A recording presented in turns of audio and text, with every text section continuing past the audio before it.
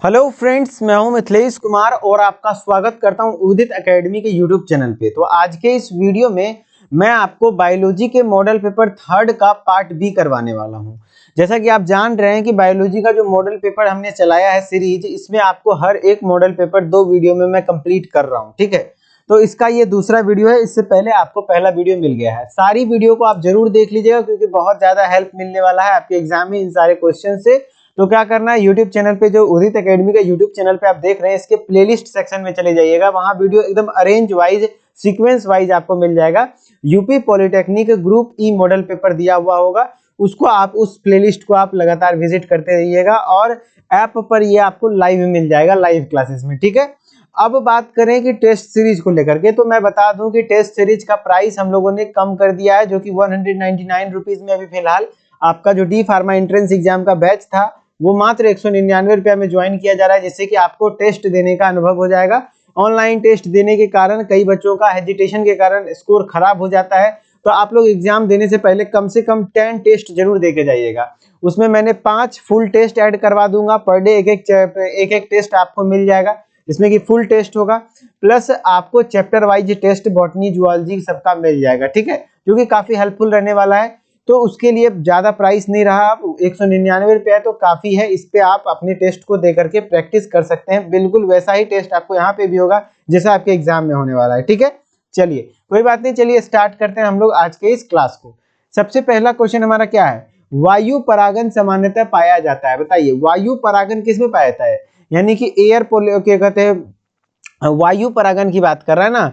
वायु परागन का बात कर रहा है तो सामान्यतः किस में होता है बताइए, लिली में, ऑर्किड्स में, लेग्यूम्स में या फिर घास में। तो आपका क्या हो जाएगा, घास में, क्योंकि एयर के थ्रू जो पॉलिनेशन होता है वो किस में होता है, जनरली मोनोकॉट्स में होता है, और घास क्या है, मोनोकॉट्स है। तो घासों में क्या हो जाएगा, वायु परागन हो जाएगा। ठीक है, परागन प्रक्रिया पता है ना, पॉलिनेशन किसको कहते हैं, जब आपका क्या हुआ, मेल गैमिट जो प्लांट का है, पोलन ग्रेन, वो एम्ब्रियो सैक में चला जाएगा फीमेल गैमेटोफाइट में, तब जाकर के वो क्या कहलाता है, परागन प्रक्रिया कहलाता है। ठीक है, नेक्स्ट है, निम्न में से किस हार्मोन के अभाव के कारण आंतर प्रवाह होता है। देखिए कई बार ये क्वेश्चन रिपीट हो रहा है।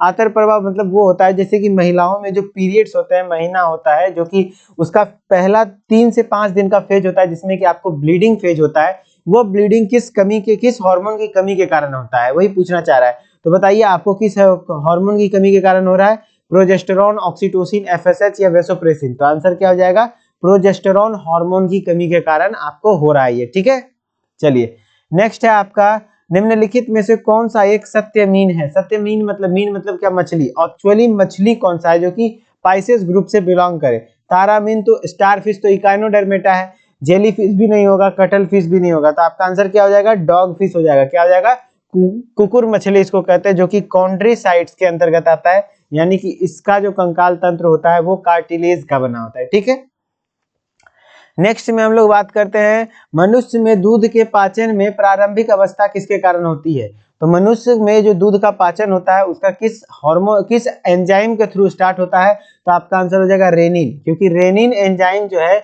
वो क्या होता है, दूध पाचन एंजाइम कहलाता है, यानी मिल्क डाइजेस्टिंग एंजाइम क्या कहलाता है, रेनिन कहलाता है। ठीक है, चलिए नेक्स्ट है आपका, निम्नलिखित में से कौन रीनल पिरामिड का भाग नहीं है। बताइए रीनल पिरामिड का भाग नहीं है। तो जब आप किडनी का स्ट्रक्चर में पढ़ा रहा था तो उसमें आपको पता चला होगा हर एक किडनी के अंदर लगभग 15 से 16 रीनल पिरामिड इस तरीके से पाए जाते हैं, और यहाँ पे उसका नेफ्रॉन पाया जाता है। तो आपको पता चला होगा कि सारे नेफ्रॉन का ना इस तरीके से ऊपर वाला बोमेन संपुट अंदर की ओर रहता है, ये लाइन के अंदर रहता है, और कलेक्टिंग डक्ट वगैरह भी आपको अंदर रहता है। लेकिन पीसीटी डीसीटी क्या होता है, पिरामिड के अंदर नहीं रहता है ना। तो वही बोला, रीनल पिरामिड किसका भाग नहीं है, तो पीसीटी डीसीटी ऊपर रहता है और सारा चीज नीचे रहता है।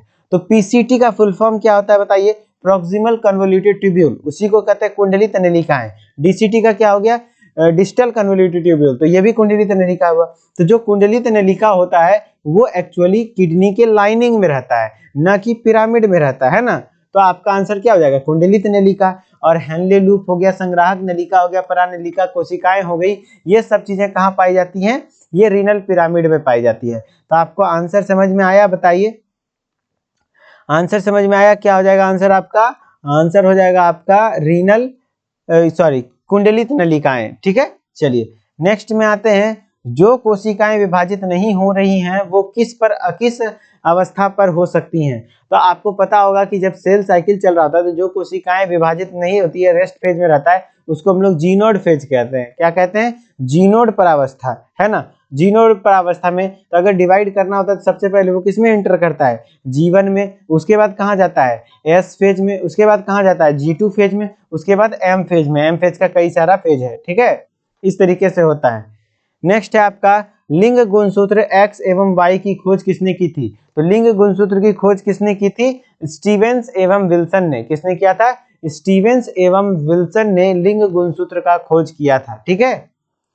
नेक्स्ट है मंगोली जड़ता यानी डाउन सिंड्रोम किसके कारण होती है?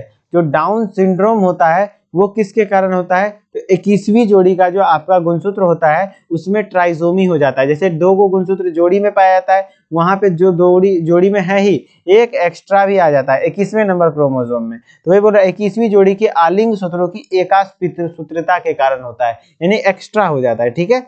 एक वो पी सूत्रता हो जाता है, यानी कि एका पी सूत्रता कहने का मतलब एक वो एक्स्ट्रा आ जाता है वहां पे, ठीक है। तो उसको हम लोग डाउन सिंड्रोम कहते हैं।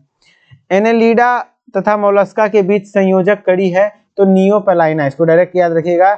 एनेलिडा एवं मोलस्का दोनों फाइलम है आपके एनिमल किंगडम का। जब एनिमल किंगडम पढ़ाया गया है पर तो वहां पे आपको बताया गया होगा कि एनेलिडा और मोलस्का के बीच का संयोजक कड़ी क्या है, एनेलिडा का एग्जाम्पल क्या है, क्या फीचर्स है, वो सारी चीजें। तो यहाँ पे आंसर क्या जाएगा? नियोपेलाइना, ठीक है। नेक्स्ट है चालक तंत्रिका तंतु के एक्सॉन में तंत्रिका आवेग का चलन होता है। जो आपका चालक तंत्रिका तंतु यानी मोटर न्यूरॉन की बात कर रहा है, मोटर नर्व फाइबर की बात कर रहा है, तो 2 प्रकार का होता है, एक सेंसरी न्यूरॉन होता है, एक मोटर न्यूरॉन होता है। तो सेंसरी न्यूरॉन क्या करता है? कोशिका की ओर लेके आता है, जबकि मोटर न्यूरॉन कोशिका से दूर लेके जाता है ना। तो चालक तंत्रिका है तो आपका हो जाएगा कोशिका काय से दूर लेके जाएगा। कहाँ लेके जाएगा? कोशिका काय से दूर, ठीक है। परख नली शिशु कार्यक्रम के अंतर्गत किस तकनीक का प्रयोग किया जाता है? टेस्ट ट्यूब बेबी की बात कर रहा है। किसकी बात कर रहा है? टेस्ट ट्यूब बेबी प्रोग्राम की बात कर रहा है। उसमें किस टेक्निक का उपयोग किया जाता है? तो जब टेस्ट ट्यूब बेबी बनाना है तो गैमिट पहले मेल से स्पर्म निकाल लिया जाता है, फीमेल से ओवम निकाल लिया जाता है। इस दोनों को लैब में ही फर्टिलाइज कर दिया जाता है और फर्टिलाइज होने के बाद जायगोट बन जाता है और इस जायगोट को महिला के यूट्रस में ट्रांसफर किया जाता है, जो टेक्निक ZIFT कहलाता है, यानी जायगोट इंट्राफेलोपियन ट्रांसफर। तो ऑप्शन नंबर डी आपको दिख रहा होगा, जायगोट इंट्राफेलोपियन ट्रांसफर का यूज करते हैं किसमें? टेस्ट ट्यूब बेबी के प्रोग्राम में, ठीक है। नेक्स्ट है रुधिर स्कंदन हेतु आवश्यक विटामिन है। तो बताइए रुधिर के स्कंदन यानी ब्लड कोएगुलेशन के लिए जो आवश्यक विटामिन होता है इसेंशियल, वो क्या है? विटामिन के है। क्या है? विटामिन के, ठीक है। तो आंसर क्या आ जाएगा? विटामिन के। अब नेक्स्ट है हिस का बंडल यानी बंडल ऑफ हिस मानव के निम्नलिखित में से किस अंग का एक भाग है? तो बंडल ऑफ हिस किसका भाग है? जैसे आपका ह्यूमन हार्ट हो गया, ये हो गया एसी नोड, ये हो गया एवी नोड, और यहां से निकला तो ये हो गया आपका बंडल ऑफ हिस, ठीक है। इसका ब्रांचेज हो गया लेफ्ट और राइट ब्रांचेज, इसके बाद पुरकिंजे फाइबर। तो ये जो बंडल ऑफ हिस है वो किसका पार्ट है? हार्ट का पार्ट है। तो आंसर क्या हो जाएगा? हृदय। क्या हो जाएगा? हृदय, ठीक है। सबसे छोटा आवृत बीजी पादप है। सबसे छोटा एंजियोस्पर्म कौन सा होता है? तो वोल्फिया पैक्टिनेटा होता है। क्या होता है? वोल्फिया पैक्टिनेटा, ठीक है। तो सबसे छोटा आवृत बीजी पादप यानी एंजियोस्पर्म की बात कर लेंगे तो आपका हो जाएगा वोल्फिया पैक्टिनेटा। कैंसर रोग के कारकों को कहते हैं, कैंसर रोग के कारक को क्या कहते हैं? तो कार्सिनोजेंस कहते हैं। क्या कहते हैं बच्चा? कार्सिनोजेनस कहते हैं, ठीक है। मनुष्य में लार का स्रवन नियंत्रित होता है। बताइए लार का स्रवन किसके द्वारा नियंत्रित होता है? मेडुला ऑब्लंगेटा के द्वारा या मिसेनसेफेलॉन के द्वारा या फिर हाइपोथैलेमस द्वारा या अनुमस्तिष्क के द्वारा? तो आंसर हो जाएगा आपका मेडुला ऑब्लंगेटा के द्वारा, ठीक है। जो मनुष्य में लार का स्रवन नियंत्रित होता है वो मेडुला ऑब्लंगेटा के द्वारा। एटीपी का निर्माण माइटोकॉन्ड्रिया में कहाँ होता है? बताइए एटीपी का निर्माण माइटोकॉन्ड्रिया में कहाँ होता है? तो आपको दिख रहा होगा ये माइटोकॉन्ड्रिया का ये मेम्ब्रेन है, इनर मेम्ब्रेन है, इनर माइटोकॉन्ड्रियल मेम्ब्रेन ये होता है और ये मैट्रिक्स है, अंदर की ओर है। और यहाँ पे एफ नोड और F1 पार्टिकल है। तो एक्चुअली जो आप इसी को F नोड और F1 कहते हैं, जो कि मेम्ब्रेन में धंसा हुआ है वो F नोड है, उससे बाहर जो निकला हुआ है वो F1 है। और F1 पार्टिकल में एटीपी का फॉर्मेशन होता है। वही पूछ रहे एटीपी का निर्माण माइटोकॉन्ड्रिया में कहाँ होता है? तो F1 कणों में, और F1 कण ऑप्शन नहीं है तो आपका यहाँ पे ऑप्शन बना दीजिए, F1 कणों में होता है, ठीक है। नेक्स्ट है आपका निम्न में से कौन बाह्य स्थानीय संरक्षण का एक उदाहरण है? तो आपको बता दें कि बायोडायवर्सिटी कंजर्वेशन में बात करें तो 2 प्रकार का होता है, एक होता है अंतः और एक होता है बाह्य, यानी इन सिटू कंजर्वेशन और एक्स सिटू कंजर्वेशन। इन सिटू कंजर्वेशन नेचुरल होता है, जो कि प्राकृतिक रूप से बना हुआ है, और XC2 जो कि हम लोग मॉडिफाई करके बने हुए हैं। है तो उसमें नेचुरल चीजें ही, लेकिन हम लोग बनाए हैं। जैसे कि नेशनल पार्क वगैरह सब होते हैं इन सीटू कंजर्वेशन, जो कि प्राकृतिक रूप से है। वाइल्ड लाइफ सेंचुरी जो जंगली जानवर वगैरह, जंगली जानवरों का रहन सहन है, उसमें हम लोगों का कोई खास है नहीं। बायोस्फीयर रिजर्व या फिर सेक्रेड ग्रुप्स वगैरह, ये सब चीजें इन सीटू कंजर्वेशन में आती है। लेकिन XC2 कंजर्वेशन कहने का मतलब जूलॉजिकल पार्क आप खुद बनाए, बॉटनिकल गार्डन वगैरह खुद बनाते हैं, लेकिन नेशनल पार्क याद रखने का इन सीटू में आता है। जीन बैंक्स, यानी इसी को हम लोग सीड बैंक भी कहते हैं, है ना। क्रायो प्रिजर्वेशन, जो पोलन ग्रेन प्रिजर्व किए, तो ये सब चीजें आपका हो गया XC2 में। तो वहाँ बाह्य क्या पूछ रहा है, बाह्य संस्थाने का संरक्षण उदाहरण है, तो आंसर क्या हो जाएगा, बीज बैंक। बाह्य ना क्या कहते, क्या बोल रहा है यहाँ पे, XC2 कंजर्वेशन की बात कर रहा है, तो यहाँ सीड बैंक या फिर आपका पोलन बैंक हो जाएगा, ठीक है। क्योंकि ये क्या हो जाता है, आपको बाह्य संरक्षण उदाहरण, बाह्य संरक्षण स्थान का उदाहरण है, ठीक है, सीड बैंक वगैरह। ओके, तो चलिए, आई होप कि आपको वीडियो अच्छी लगी और वीडियो में समझ में आया होगा। आप लोग कुछ क्वेश्चंस बचे हुए थे उसको करवा दिए। अब मॉडल पेपर 4 की बारी है, और टेस्ट वगैरह देना शुरू कीजिए, जो कि ऐप पर अवेलेबल करा दिया गया है बहुत कम प्राइस में, ठीक है। तो पूरा से मस्ती कीजिए और एंजॉय करिए, ठीक है। और सिलेक्शन जरूर होगा, बस मन से पढ़ते रहिएगा, तो ठीक है। चलिए मिलते हैं नेक्स्ट वीडियो में, तब तक के लिए धन्यवाद। Okay, bye bye.